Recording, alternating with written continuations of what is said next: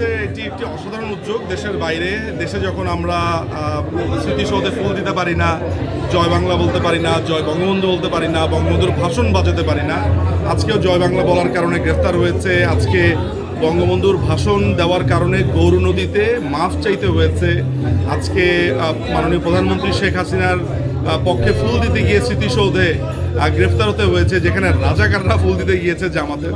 ফলে এক অদ্ভুত উটের পিঠে চলেছে বাংলাদেশ। এরকম একটা অবস্থাতে যখন দেখি যে ইউকেতে এরকম একটা প্রোগ্রাম হচ্ছে, এটা একটা অসাধারণ প্রোগ্রাম এবং যেই পরিমাণ আয়োজন এখানে আছে, মানুষজন এসছে, আমি অত্যন্ত আনন্দিত, পুলকিত।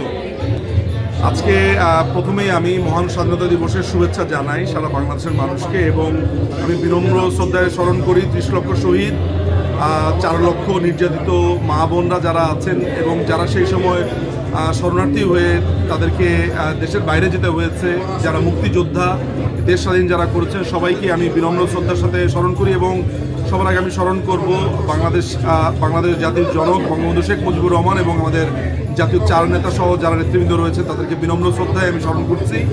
আজকের এই দিনে আমাদের এমন একটা অবস্থা যে আজকে জামাতে ইসলামী আজকে সেমি ক্ষমতাতে, আজকে স্মৃতিসৌধে জামাত আপনার ফুল দিতে গিয়েছে, যে রাজাকার ATM আজহার আজকে দেখেছি ফুল দিতে গেছে। এগুলো আমাদেরকে হজম করতে হচ্ছে, দেখতে হচ্ছে।